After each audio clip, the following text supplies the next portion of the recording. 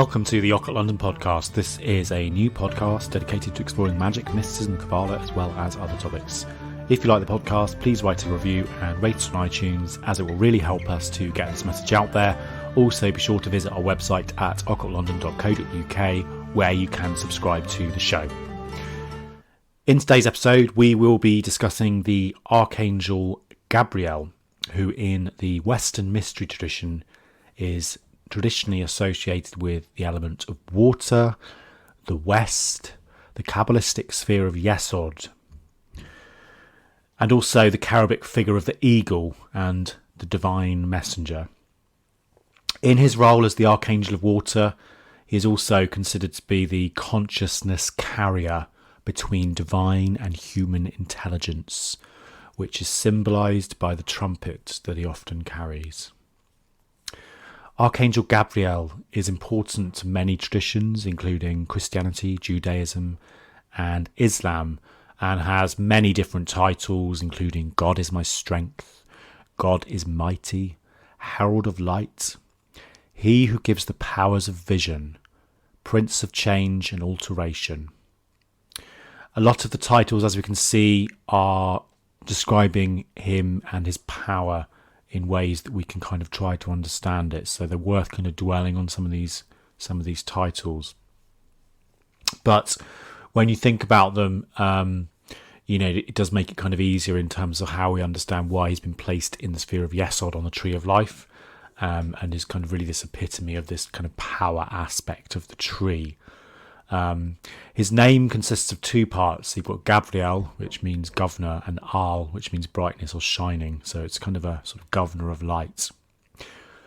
Traditionally, from a Christian context, Gabriel is one of the seven before the throne who serves the divine, and he's also one of only two angels mentioned by name in the Bible, the other being Michael. Gabriel, Michael, and Raphael are the only three archangels recognised by the Roman Catholic Church. And according to Enoch, Michael and Gabriel live in the seventh heaven and stand on the right and left hand sides of God. Gabriel rules Makon, which is the sixth heaven, while Michael rules Arabot, which is the seventh heaven. As we will examine, Gabriel has many different functions. However, the primary one that is most common is his role as a messenger. And in most traditions, he's seen as the archangel who delivers messages to humanity. For this reason, he's been adopted as the patron saint of messengers, postal workers, communication workers, as also kind of very strong from a compassionate and loving aspect. So kind of ideas of love, forgiveness, and caring. This intermediary communication aspect of his role also fits well with his position in Yesod of the Tree of Life. If we think about the position of the Tree of Life, so obviously we've got Malkut and then we've got Yesod, and Yesod is really that kind of gateway to the higher part of the tree. So obviously Gabriel, being that intermediary, sits well within that. We go up the 32nd path into Yesod, and that is where we meet Gabriel. Likewise, he would come down as well. And he appears in lots of different texts, as I mentioned. He first appears in the Old Testament in the book of Daniel. So he's meant to be the angel who indicates the coming of the Messiah to Daniel in his book and also explains his visions. He's also meant to have visited Zachariah to tell him that his son would be called John the Baptist. And he also tells Mary that she would be pregnant with Jesus. In the Islamic tradition, Gabriel is seen as a divine messenger, is also the archangel who is meant to have delivered the Quran to Muhammad. The Yazidi tradition consider Gabriel one of the seven mysteries, or the heptat, to which God entrusted the world, and sometimes is identified with Melek Taurus. Archangel Gabriel is often identified as a he in the text. So, for instance, the book of Daniel. However, it's got to be remembered, archangels are not humans. So these are divine energies, really, divine beings who can adapt different forms depending on the person who sees them and what they can also cope and what they can understand with. So concepts of gender, male and female, they're not really relevant. And, these beings are really beyond sexual polarity. Perhaps one of the most important lessons we can also learn from the Archangel Gabriel is that sexual power has to pass lots of different levels and dimensions, with the physical act being just the outward expression of something much higher. As the Archangel of Yesod and the Moon, or the lunar sphere, Gabriel is the guide to accessing our subconscious. So he's also responsible for assisting us with the imagination, the psychic awareness, as well as, things like domestic things. So, moving house, fertility, pregnancy, and obviously anything connected with the lunar spheres or the oceans and the mysteries of the moon. This aspect of him of the West and water is very important because it's Archangel Gabriel who rules that element, and he also rules the living water that streams, that well out of the highest throne. It is through Gabriel, Yesod, that the waters from the highest, so Bina, flow into incarnation and consolidation. So in the same way, he's also the conduit for the power to flow from that highest source. This channeling aspect of Gabriel from the unmanifest to the manifest is interesting because in this sense he can be seen as a fertility god.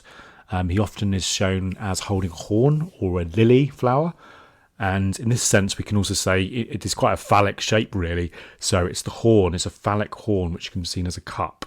The news he brings of pregnancy to Mary is kind of news on an intellectual level, but he's also in a sense carrying that sacred seed in that message. So this whole idea of knowledge transmitted orally, but also it is knowledge that exists on multiple different levels, speaking to different levels of the being. So in a sense, when he speaks to Mary, it's very much an initiatory speak or spoken word, dropping that seed of that divine light into her being. This is something William Gray, who's quite an interesting magician, talks about, and he mentions the following, and I quote, He bears news on one level that fertilizes minds, and he bears seed on another level to fertilize bodies. Gabriel is the life bearer, powered by love, and he helps force turn into form. He resurrects life from death all the time, and water provides him with a life medium for its continuation. And that's from William Gray's Magical Ritual Methods. So let's consider some of the stories of Gabriel from some of the different traditions. So in the Christian tradition, as we already mentioned, he appears in the Bible as a messenger on important business. The most famous example, obviously, that everyone knows is the Annunciation, when he visits the Virgin Mary to tell her to prepare for the birth of Jesus Christ, which is in Luke 1:26-38.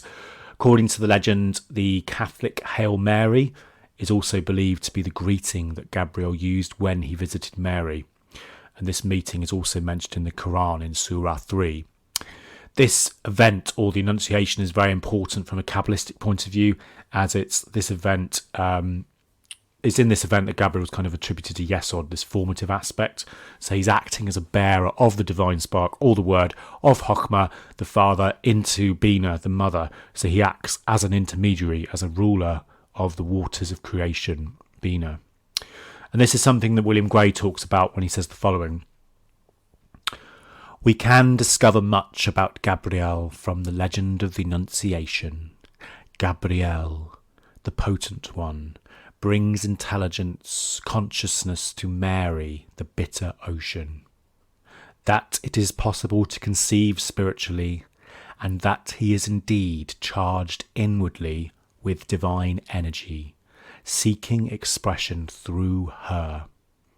So much might be told any expectant mother, but Mary is given the realization that in her case, this power will concentrate and focus to an unheard of degree through a child she will bear physically.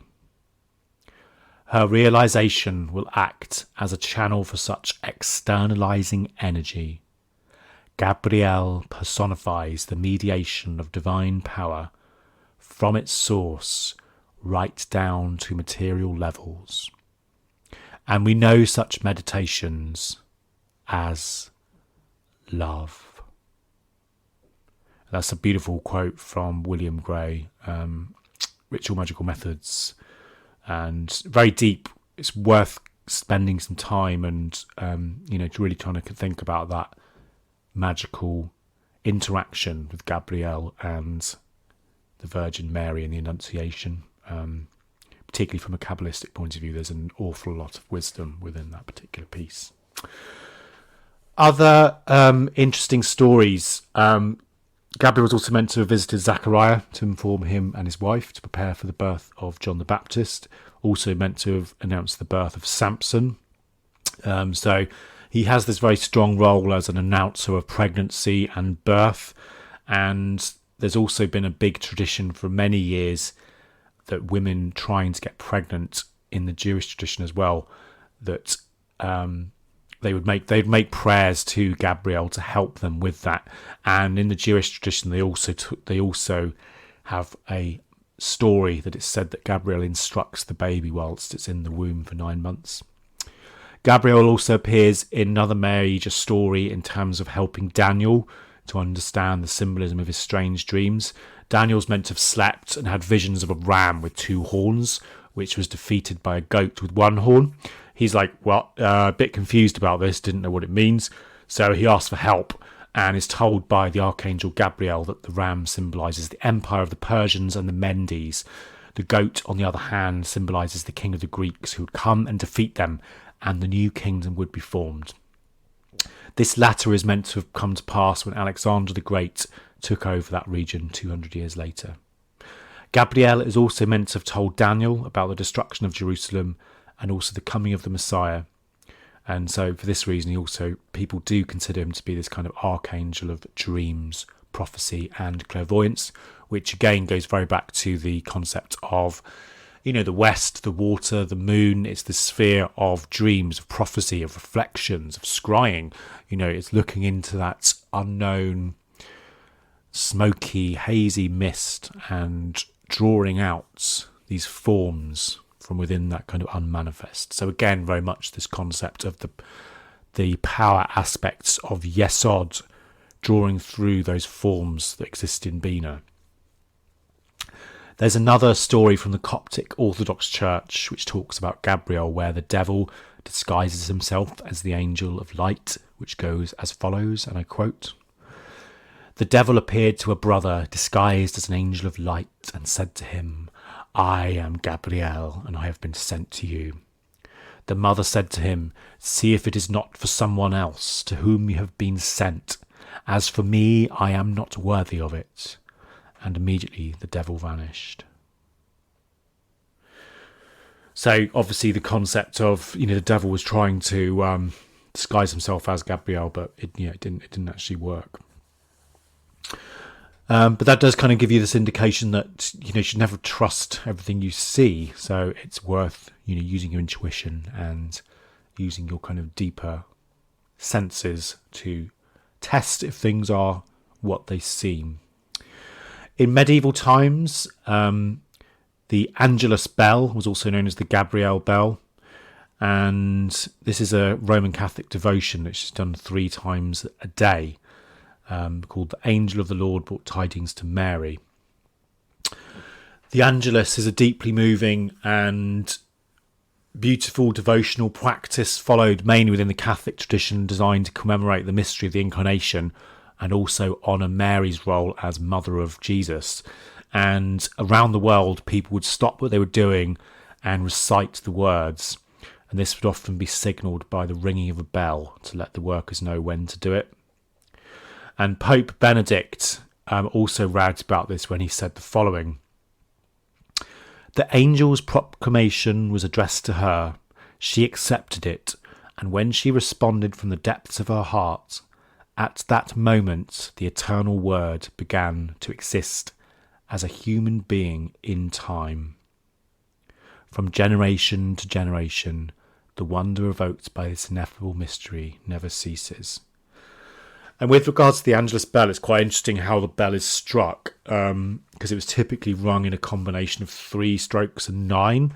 So you get different variations of this, which is is interesting from a Kabbalistic point of view, is obviously 9 is the sphere of Yesod, and then 3 is the sphere of Bina. So obviously Gabriel being the Archangel of Water, enabling the forms within the deep sea of Bina to be made manifest in the earth. And we obviously have this kind of beautiful representation in the Catholic tradition of that with the numbers 3 and 9. I'm not saying that is from Kabbalah. It may just be a coincidence, but it is quite interesting how these things kind of connect up sometimes and kind of bring deeper meanings to some of these traditions. Gabriel's also meant to have visited the Joan of Arc, and so she saw visions of him. And he is also meant to be the archangel who blows the horn on the day of judgment to wake the dead. Some sources also say that is Michael. So again, it's one of these crossover things. In the Jewish tradition, Gabriel is particularly important. And in the Talmud, he's shown as the destroyer of hosts of the Sekharib. He's also one of the angels that was asked to bury Moses and show Joseph the right way. And he's also mentioned in relation to the Midnight Vigil, which is an important Kabbalistic exercise, really. And there's a quote here with regards to that, which shows as follows. Every night God enters paradise to celebrate with the righteous. The trees start singing hymns, and a wind from the north carries a spark that strikes Archangel Gabriel beneath her wings. This spark is the divine fire of God. Gabriel cries out and wakes all the cocks who start crowing. This wakes up the pious who then study Torah until dawn. The Kabbalists believe that spirits and demons possess power only until the cock crows. And that's a quote from Richard Webster. And that's obviously interesting from that quote, particularly, Gabriel's seen again as this intermediary between man and God, but also this sort of protector of the sleeping throughout the dark hours of the night. So it's quite a nice image of this archangel watching over people while they sleep in those hours of the night. And then as soon as the sun comes up, the cocks crow, then they're up and they're ready to go. Gabriel's also meant to be connected with the moon, which is obviously, again, connections with Yesod and the Kabbalah, and is meant to have taught Moses this knowledge, although that story does kind of vary in some texts depending on what tradition you follow. And obviously this dream aspect of Gabriel's powers is very interesting, and there's various different Hekkalot texts that discuss practices for dream incubation and also practices to receive dream revelations. And the Sefer HaYiratzim has an entire section dedicated to dreams, and also getting questions answered in dreams, which involves ritual purification, bathing, incense, incantations to the Sahar Shalom, who's the archangel of dreams, and also sometimes could be Archangel Gabriel. Chassids also considered dreams very important, and there's meant to have been lots of different stories relating to them and families, etc. as well. So he's got a very kind of strong tradition from that point of view. And there's also another story about Gabriel, which comes from an old Babylonian legend, which relates how Gabriel was demoted from his position in heaven for 21 days as guardian of the sixth heaven and replaced by Dubiel, the guardian of the Persians. According to the legend, Jehovah had become angry with the Jewish people and asked Gabriel to destroy them by pouring burning coals over them and then being finished off by the Babylonian army. However, Gabriel feels sorry for the Israelites, and instead of carrying out the task, she asks an extremely lazy angel to assist her with the hot coals. The lazy angel is meant to have taken too long to get the coals ready, and they have cooled down on a useless. And Gabriel's meant to follow this up by kind of negotiating with the army of the Babylonians not to kill the Israelites. So obviously God's quite displeased with Gabriel disobeying his orders and replaces her with Dubiel. However, she is later reinstated, so obviously God takes mercy. Around 2,000 years ago, Gabriel was also sometimes talked about as being an angel of war rather than the sort of kind and gentle figure you see in the, the stories of the Annunciation, etc. And there's examples of this, how she's sometimes described as being the severe angel, and also in actions of wars. There's things like destroying Sennacherib's camp. Apologies, I can't pronounce that very well. Destroying Sodom and Gomorrah, and also setting fire to the temple in Jerusalem. And there's quite interesting stories about how Gabriel's meant to have wrestled Jacob for an entire evening in Genesis. But yeah, as I said, that seems to be more kind of Old Testament earlier texts, and later texts tend to be more on the kind of positive and kind of healing and really kind of caring aspects as well. And there's a good example of that in the Zohar, where they talk about Gabriel is meant to be in charge of the soul, and when someone dies, they are taken to its new home by Gabriel, which is determined by how they lived in their life. And when it's time for them to reincarnate, Gabriel is also the guide that brings the spirit back to earth.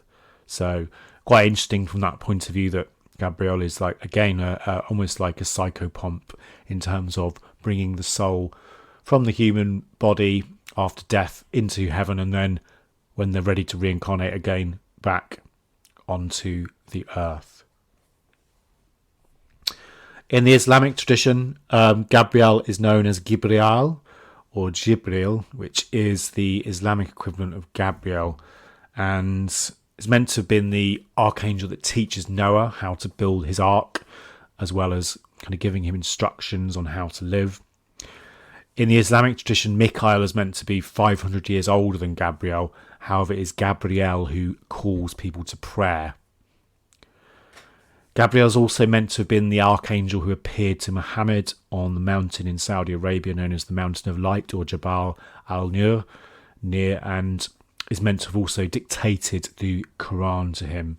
And again, obviously, we've got this idea of transmission of knowledge, of that seed of Chokhmah, the father, in the form of knowledge, is being kind of transmitted down through the archangel. So again, we get this concept of this intermediary. In the Islamic tradition as well, Gabriel is also meant to be the archangel who presents Abraham with the stone of the Kaaba at Mecca. And this stone was originally meant to have been white, but absorbs the sins of humanity over time, which turns it darker. And in the Hadith, which is also in the Islamic tradition, Gabriel is referred to Al-Namus Al-Akbar, which is the great angel who is entrusted with secret messages. Muhammad's relationship with Gabriel continues. Obviously he's meant to have had this relationship with regards to the Kaaba and with regards to the sort of transmission of the Quran. And when he ascends to heaven, he's also meant to have been the guide. So Gabriel actually showed Muhammad the journey through all the 7 heavens. And there's a really interesting Sufi story about how Gabriel helps Moses to write the Torah on tablets of gold. And in the story, God sends Gabriel and 99 angels to help him reach a state of purity, a higher vibration, to enable him to do this. Each of the angels that's meant to have helped are meant to represent a different aspect of God or the divine, and they're meant to have taught him 124,000 words. As Moses was taught each new word, he's meant to have been raised up higher and higher until he becomes pure light.